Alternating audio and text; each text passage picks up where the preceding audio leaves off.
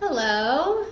I am going live here in our group to talk to you guys about the difference between counting calories and macros and the energetics of food, which is what I ultimately ended up studying in order to become what I am today, which is what I'm passionate about. I just need to know if you guys can hear me through the microphone. When I was doing the setup, it doesn't look like there's any audio bumping through. And the best way for me to know that is for you to just let me know in the comments, yes, I hear you. So you can give me a thumbs up or you can say, no, can you hear me? I'd love to know also who's watching. Let me know who's here. I can't wait to get started. There were quite a few RSVPs, and there's nothing I love better than telling my story, my challenges, the issues that I faced along the way of 15 to 20 years of fad dieting. So again, please let me know in the comments if you can hear me. You can just say, yes, we hear you. Awesome. Thank you. I see that you can hear me. Good. So before we get started, I'll just wait for the live to populate, and I'd like to know what kind of apps or trackers have you used in the past in order to track your weight or your food or your diet. I'd love to know in the comments what kinds of ways that you've used to count your food, whether it's macros or calories or fiber or whatever it is, target goals. Just let me know in the comments because I've used a lot of them, almost all of them, I'm sure, although since I've changed my life over the last 4 years or so, there's probably some new ones that I don't know about. So I want to stay up to date on the newest ways that people are taught to micromanage their bodies through apps that require you to break down the macros and calories of foods. MyFitnessPal. Okay, cool. Awesome. Any others? Even if you guys are watching this on the replay, this is a highly interactive live. And so I'd love to know in the comments, even if you're watching it later on, what apps you're using. And I'd love to investigate those and see what's new these days as far as tracking our food goes, because we didn't have to do that long time ago. And there's been developed a need for us to feel like we have to be in control by tracking that kind of stuff. And I want to tell you there's a better way, a less anxiety inducing way to live your life. And it's going to start with me telling you a little bit about my own story when it comes to why I stopped counting calories and macros and I started listening to my body and using food energetics instead. So I see a few people on the live, which is great. I don't want to keep you guys up. I know some of you are on your lunch break, and I so appreciate you being here with me to tune in, whether you catch it now or on the replay. So let's go ahead and get started. I'm going to tell you a little bit about me and about what I was going through a few years ago. Hey, Leslie, happy to have you here too. Michelle used to use MyFitnessPal. Okay, cool. So I'll review those apps when I'm finished with the live and really give some thought about those if I'm not familiar with them. So definitely drop your app or your calorie counter, what you used to do in the chat. That's helpful for me to know who I'm talking to and what you've been through on an emotional level. So let me tell you about my story. It was just a few years ago when my little one, I have two kids, two daughters, one who's 9 and one who's 6. She was about a year old when we moved our family to the suburbs. I thought my life would be complete back then as I moved to the suburbs because I would have more time to myself, more time to work out, more, I don't know, whatever it was that I was looking for externally in order to change so that I could be just as sexy and fit as I wanted to be. And at the time, for me personally, that meant 138 pounds on the scale. It meant I could sit without adjusting my body. It meant I didn't worry about my mother-in-law asking me if I was working out that day. And it meant that I could wear a tank top and not worry about poking my elbow out to the side so that my arm didn't fit on my body and then turn into a big blob. Like, these are the thoughts. And for those of you who know me, it's probably really surprising to you to know that those are the kinds of things that I used to think about, even just a few years ago. It meant that I could wear a size 8 without worrying about it being a size 10 in some stores. And I know you guys feel me on this, where you're like, okay, I know that I'm a size whatever, and you are afraid of some of the stores where the sizes aren't the same. And those are some of the anxieties that I used to deal with. And like I said, this was just a few years ago. I thought that if I could have those things, the consistent size 8, the 138, the feeling that I didn't have to pop up my elbow at the side, I'd be confident, sexy, and all my worries and concerns would just magically melt away. So I lived my life that way. I remember going to Miami in that same year in a bikini and taking front pictures and back pictures. I was already going into it being dissatisfied, but insistent that I had to see what was wrong with me in order to be able to have the motivation to change. I had been taught that by Beachbody, which requires you to take pictures in the beginning and the end to show and to post motivation for other women to go ahead and to join the programs. And I thought that's what I had to do in order to be able to show the world, say, see, I did it. I wanted to see something different about myself. I wanted to see a change, and I wanted to show everyone else that I could do it too. So I don't know if any of that part of my story resonates with you, if you've had the same thoughts about yourself, the same fears, the same anxieties, or the same challenges where you felt like you had to be one way and then take a picture and then notice the change later on. But it's those negative thoughts I had about myself in the beginning that kept me stuck. And today when I talk about the energetics of food, that's totally attached to that. I'm going to tell you why we have to stop counting calories, tracking macros, using apps and scales that we stand on to see if we're doing a good job with our health. I'm going to tell you the 3 biggest mistakes that I made on my health journey and what I do now to stay consistent in the best shape of my life without counting or weighing anything. I don't even have an Apple Watch to count my steps. I don't. So I want you guys to be free of all of that. It takes up so much mental space. If you're anything like me and you are also tired about measuring food in apps, or you're here for the added inspiration because you've already gone on your own journey, you're tired of calorie counting, macros, or worrying about what you're eating and how it's impacting your health, I'm going to show you a different way of understanding that food will not only give you physical results, because ultimately it did for me, but not through the way that you might be used to doing. It will also help you repair your relationship with yourself and the food you eat, because I promise you, it doesn't matter what weight you are, what body you have, or the size that you have, you will always be dissatisfied if you choose the road that most people choose today. So we're gonna go deep into the knowing instead, the knowing exactly what's going on for you, okay? So the thing is, back then, I didn't drink alcohol. I'd actually been alcohol-free for quite some time. I did exercise consistently. I wasn't seeing what I wanted to see when I looked in pictures and when I stepped on the scale. And that was the first mistake. I looked for some external motivation to continue to take action. So tell me in the comments if you've done any of these things. I'm actually going to post a poll for you guys so we can get a little bit of engagement here about 4 things that are really common that people do when they are using dissatisfaction about their bodies in order to create change. So let's see if I can get this poll going. Activate poll. I'm new to the poll thing, but I think it's a pretty cool thing. Okay, so I pressed activate. Let me know if you guys see, if you see the poll. If not, I'll just give you the options. Do you see it in there? Come on, activate, bam. Do you see it? Let me know in the comments if you see the poll. I may have activated it like 1,000 times because I'm trying to get it to go. And as you guys chime in the chat to let me know if you see the poll, I'll tell you what the 4 things are. Let me know if you've done it. You can just say, yes, I've done this in the comments, or if you see the poll, you can go ahead and answer the poll. Oh, you see it, yay, okay, cool. Awesome, I don't see it. Let's see, interactivity, polls. Okay, so go ahead and answer the poll, and if I can see it, I will share. There we go.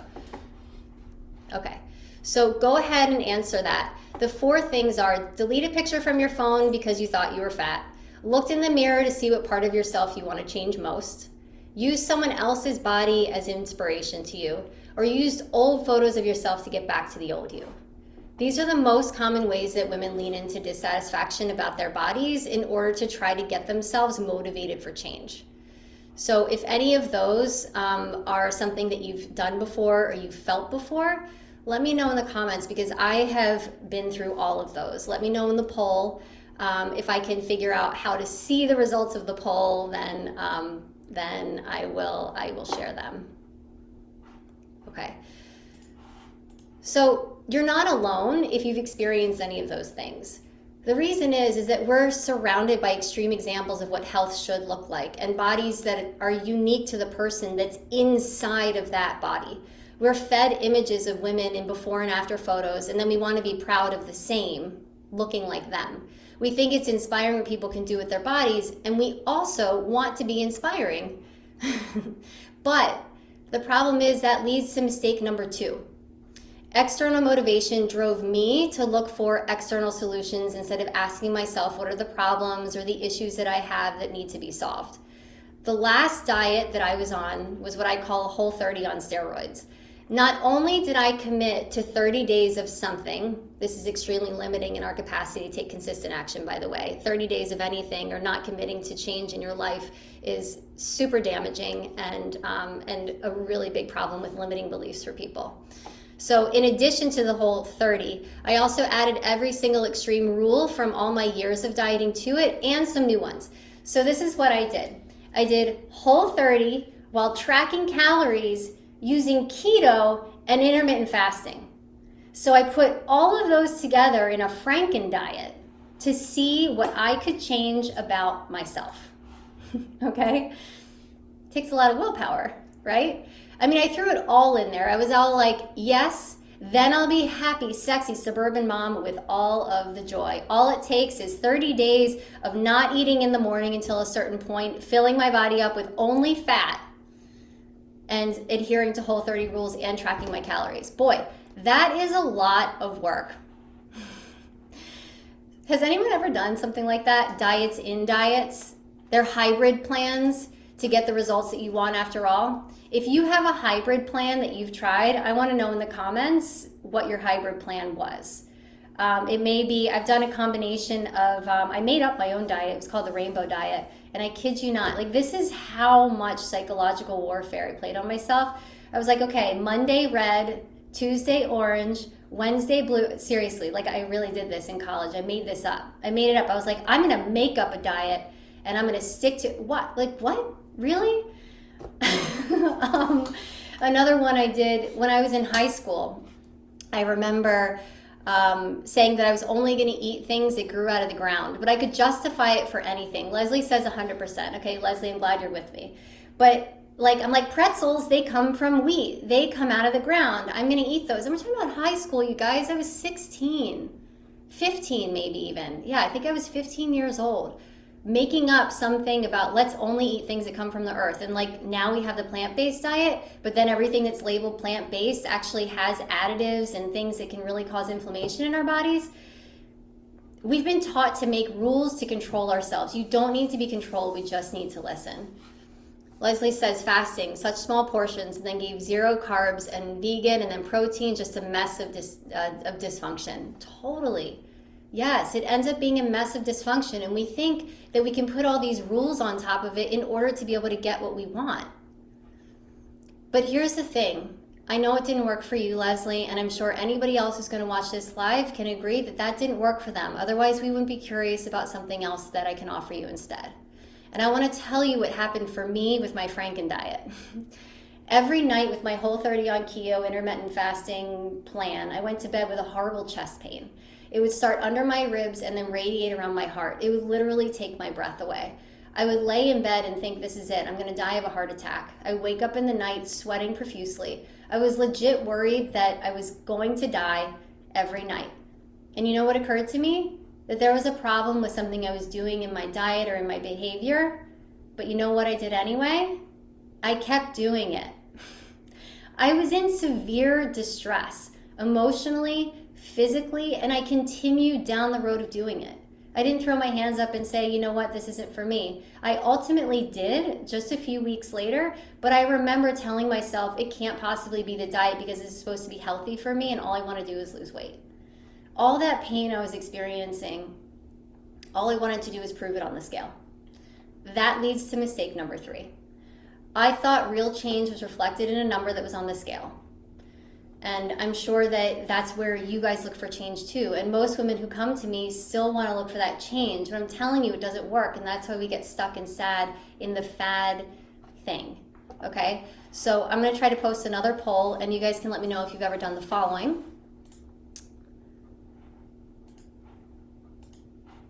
Okay, I went ahead and activated the poll.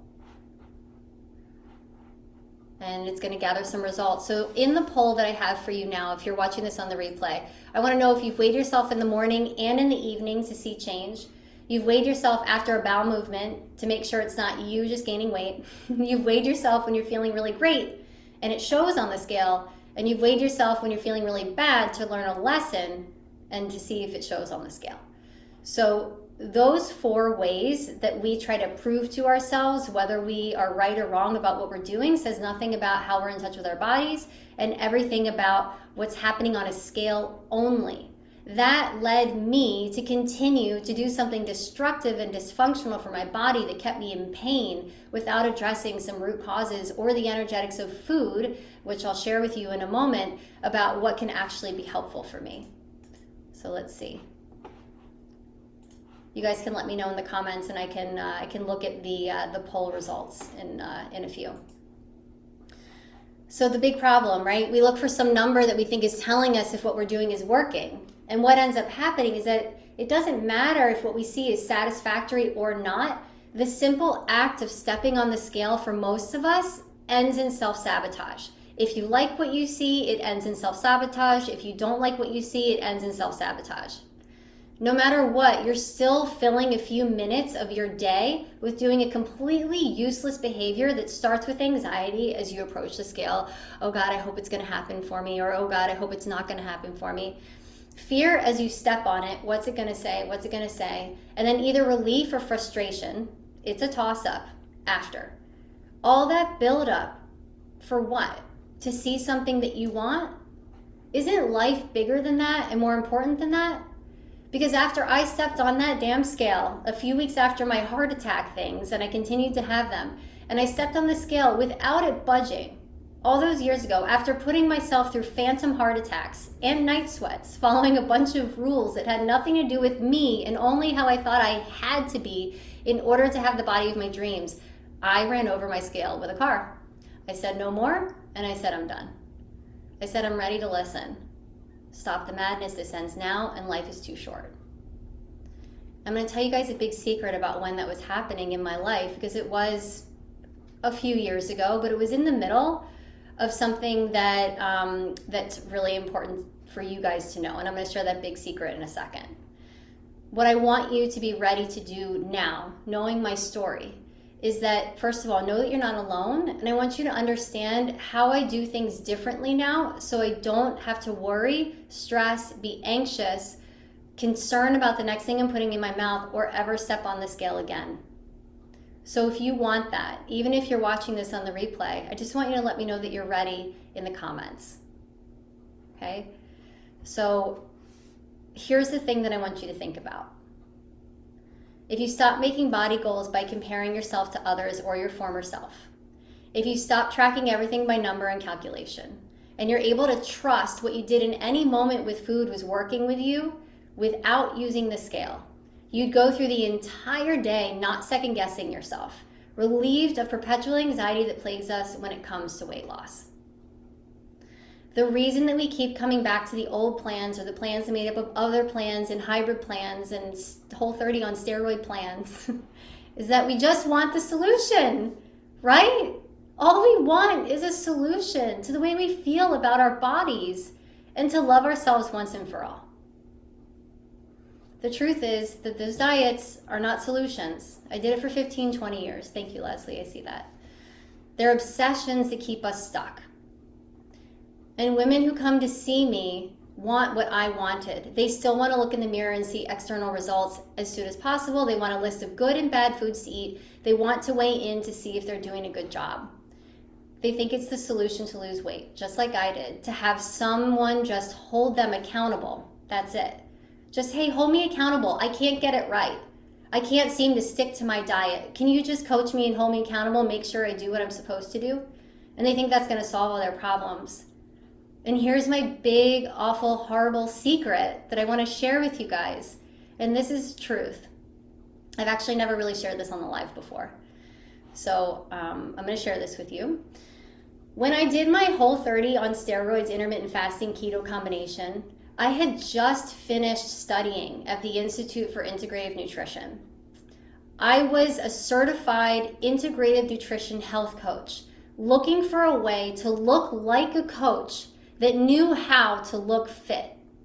Not even a certificate from the greatest health coaching institution made me qualified enough to help myself with the real underlying issues that I had going on.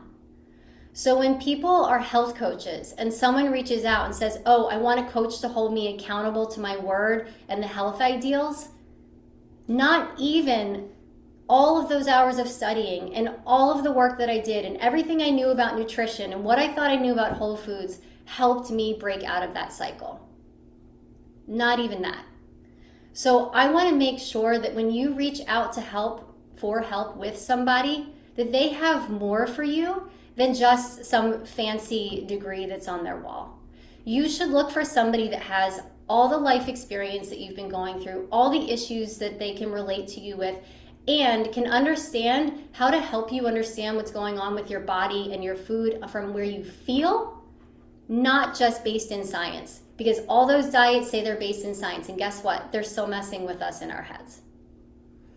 And the problem is that when we look to fad diets and calorie counting, even though it's a promised weight loss, we think there's some quick and easy way to calculate how we will lose weight, feel better, hack our hormones, right? How many things are like, hack this, hack that? You're not a computer, okay? And then we get the number that we're looking for. But the reality is that each one of us is unique and has a very particular tolerance for certain foods. And those foods come with more than just a nutrition fact. They come with an energy that is fueled by the thoughts you have about yourself, the thoughts you have about the food, the way the food makes you feel, and ultimately the behaviors surrounding it. You cannot possibly quantify those things into a logical number and say it's a health food or a weight loss strategy. And not even the nutritionists who specialize in weight loss alone teach what I'm going to teach you in just a couple of minutes. So stay with me. Because after I graduated from the Institute for Integrative Nutrition, and I still had those problems, I sought a different way to handle my health, where knowing myself, not the science behind diet plans, was actually the key to success. And I did that through an exploration of energy work, stillness, reflection, journaling, understanding, which is the basis of my program, How to Think, Eat, and Live for Your Best Self, checking in on the thoughts I have about myself, the impact of the food I'm eating on my body and the way I feel, and the behaviors surrounding food, which we can identify very easily, sometimes on our own, sometimes we need some help. So this is probably where you might want to get a pen and paper and write this down, or you're going to want to, revisit the live so that you can get these points to be able to install in your life. I'm going to teach you how to know the difference using the energy of thoughts, foods, and behaviors, and the things to look out for that aren't motivated by wanting to look a certain way, track a surplus and deficit in an app, or celebrate it on a scale. And you will change your life. Okay? I've taken all the practical things that I learned from nutrition school and used what I learned studying to become an energy practitioner to optimize my own life. That's what I do for a living. That's what I do for my clients. And that's what I'm going to do for you in just a few minutes so that you can make sure that you can do the same for yourself. All right. And we're going to teach this by talking about the mistakes that I made earlier, how I unwind those as if I was talking to my own clients. And then you can also think about that for yourself. So the first mistake I made, if you remember, was using the negative thoughts about my life to make change. So the first step for any of us is to, number one, interrupt or notice the thoughts that we have that are coming in about ourselves. If you have a tendency to stand in front of the mirror and tug at yourself and push and pull at yourself, then that needs to stop. You need to notice when it's happening, take a deep breath, say, I love myself, everything's going to be okay, I can't wait for my life to get started today. Whatever it is you need to say to yourself, and move on. Try not to fixate on what's going on. You can actually feel the energetic quality of your thoughts in your body right now. If you say to yourself in your head, I'm fat, I screwed up, I'll start tomorrow. I mean, we start melting, we melt down, even our posture is poor. Positive thoughts are good for core strength, truly, but they're also good for our mind, and they're good for the way we feel about ourselves and the way about the next action I'm going to take with food. If I'm going around empowered for myself and my health and the way I feel, guess what? The next action I'm going to take regarding food is going to want to serve myself the way I feel about myself and the positivity I'm bringing in. If I think I'm fat, I screwed up, and I can't do it, then I'm going into any eating thing, looking at how I can micromanage it. Eventually I'm going to say, you know what, screw it. I don't care right now. I feel so crappy. I'm going to eat it anyway, right? We eat crap on top of feeling crappy. Everybody else do that. So let's stop feeling crappy. Let's choose the thoughts that serve us. Our bodies want to thrive in soil that's rich.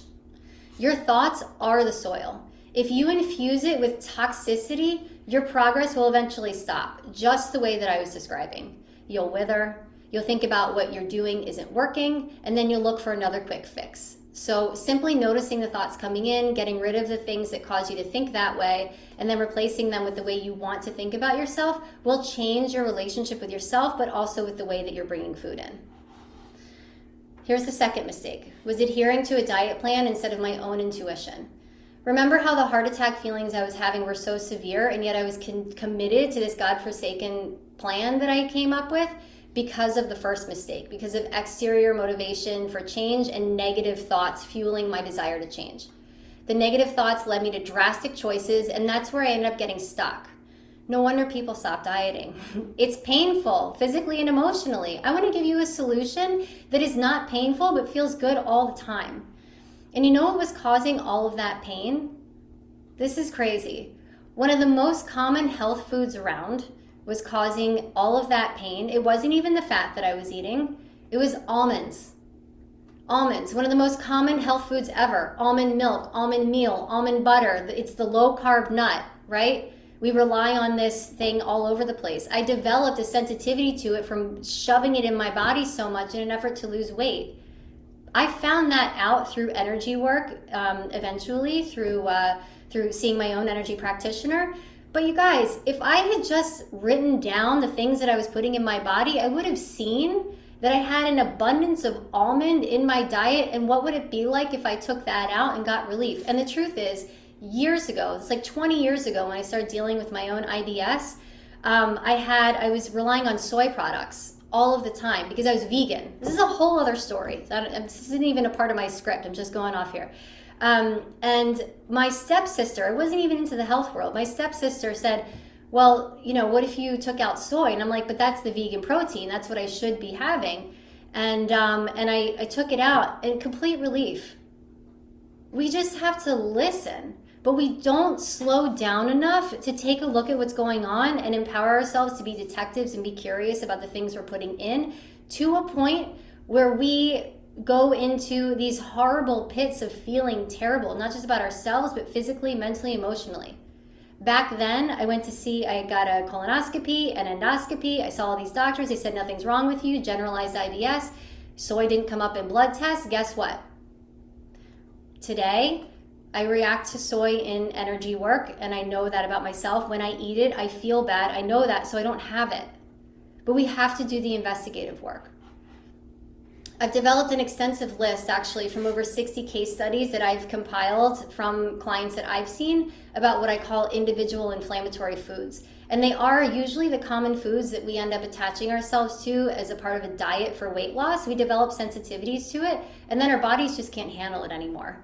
So I was so obsessed with how many calories, I didn't even pay attention to how the food made me feel. So what I do now, instead of coaching people to specific foods to eat, is I literally take an assessment of the things that you're eating, how do they make you feel, and now because of all the work that I've done over the last couple of years, I can give you really easy solutions, swaps, and thoughts to have about yourself that help you get to create that change and to feel really happy and positive about it.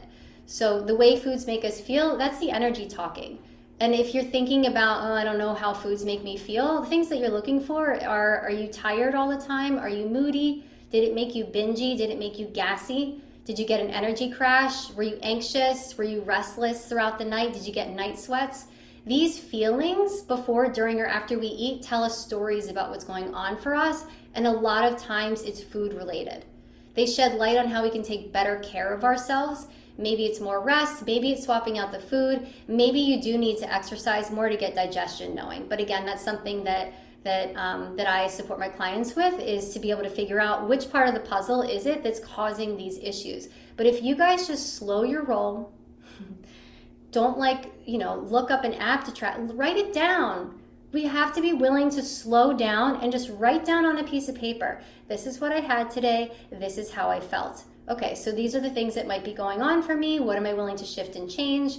And then we move on, okay? Because if we don't know what we're even feeling in our bodies, with the most basic of human needs of putting food in, writing down is reflective, an act of self-love and curiosity. It'll lead you to the right choice.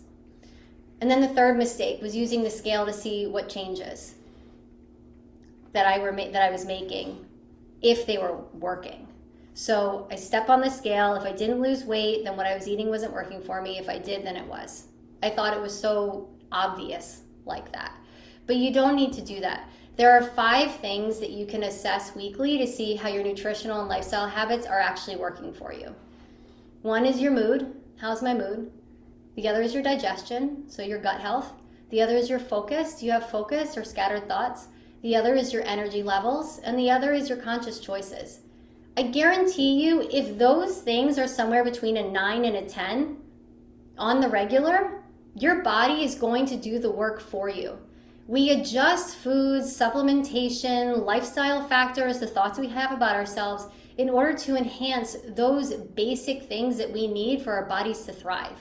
I'll say it again. It's your mood. How's my mood? Am I moody? Am I okay? Digestion, your focus, your energy levels. So if you get energy crashes or you're tired in the morning, this is important stuff. And then your ability to make conscious choices. That means that you're not just scrounging around and eating any old thing. You have an awareness about yourself where you sit down and you think, what would be best for me in this moment?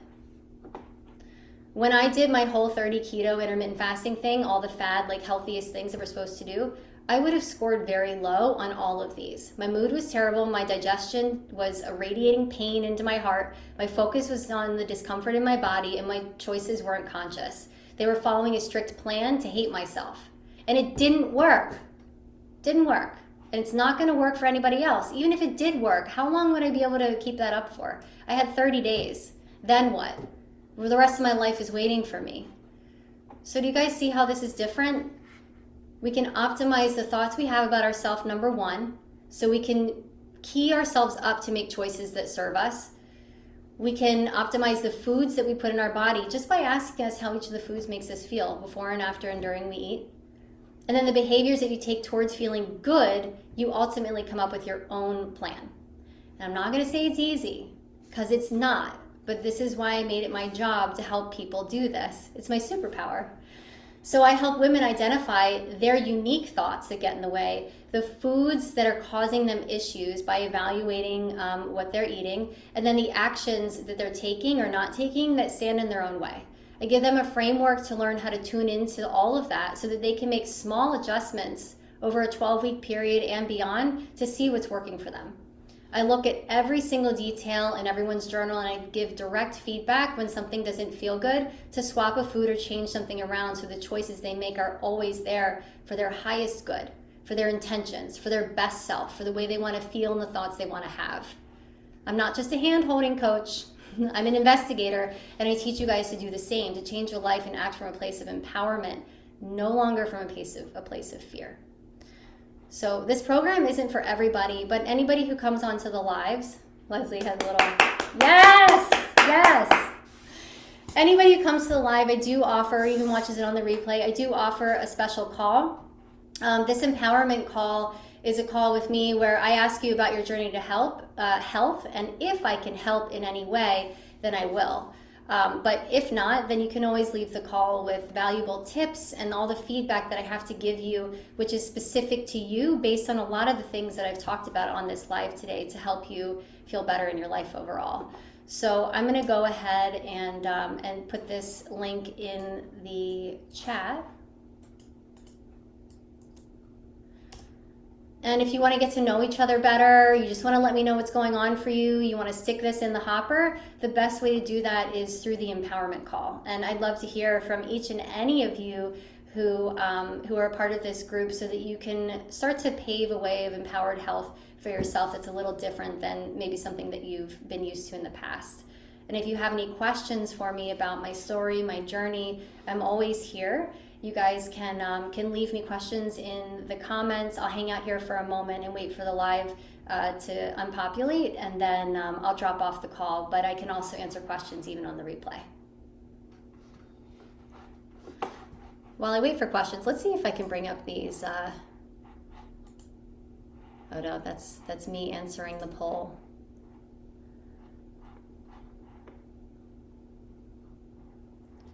Oh, Leslie wants to know, are there spaces for the pop-up tomorrow? Yes. Yep, 10 o'clock is taken up, and so that means that I like to have some space between clients. So let's see, 10 to 11. Tomorrow, you could see me 11:30 or 12 would be good. Or after that. So far, I'd have to check. Christy just told me that one person booked 10 o'clock. So best thing to do would be to pop over and DM Christy. She's sort of the boss in charge of my schedule for tomorrow. Awesome, Leslie says awesome. Cool.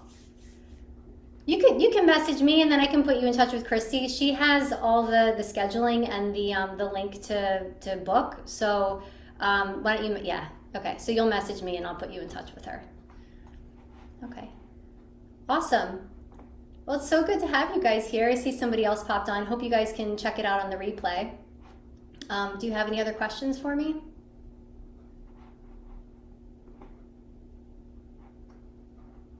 No? Okay, cool. Yeah, and what Leslie is asking about, anybody who's local, I'm doing a pop-up energy work out of Mana Energy Collective, which is in Millburn, where we can talk certainly about the goals you have for yourself, and we can do some energy work to clear anything that might be getting in your way as far as food limiting beliefs are concerned. I'll bring my bag of supplements, we'll do some supplement testing, and we'll try to optimize what's going on for you in a 1-hour session, and then talk about what that would look like from there. I do offer these pop-ups now at Mana Energy Collective, when previously before I was only doing it with people who enrolled in my program. So if you want to take advantage of that, definitely pop over to Mana on Instagram. You can find the link in the Facebook group and see if there's a spot available for tomorrow. I'm working from 10 to 3. Okay. Cool. Let's see. I have some other questions. What do you say? What do you say about thinking your body should be a certain weight? How to reframe or retrain what that means when you're used to thinking that you should be a certain weight on the scale. Yeah, I mean, everybody's idea about what that is, or the reason that they think about that, is different for them, which is why it's important to hop on a call with me. It's really the story that you tell yourself for a certain reason. Every person is unique, but the number one thing to do to retrain yourself is to not go on the scale. If you don't have the scale waiting for you to prove something to yourself, then you're not ever waiting for that number. So we can definitely get into the reason that came up for you and clear the limitations going on and give you some individual empowering beliefs in order to feel better about that and to feel resolved in that. That's part of the work that I do. But I wouldn't have it around. Don't just get rid of it. It's not necessary. It's not important. You're welcome. Get rid of it. I don't know if you guys saw my Instagram. I literally threw a scale and shattered it into pieces. And if you want me to, I can do the same for you. I have no attachment to it anymore.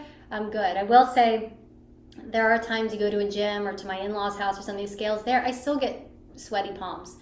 It's like having an evil, like a nemesis around, or some evil person. Like why would you invite that negativity into your life over and over again? Let's just feel the way we want to feel and take action, because it's necessary in our beautiful and unique lives to feel okay about ourselves. You will be okay without the scale.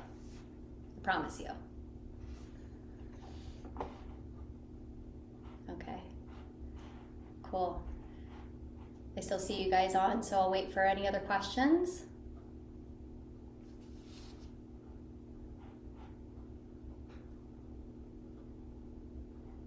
All right, gals, I'm going to pop off here. Again, if you have any other lingering questions, you're always welcome to throw them down in the comments for me or in the news feed anytime. I'm here to support you and to offer my support on any level, whether it's through the group and the free content that I give you and the lives where I show up, or working together. I'm here for it.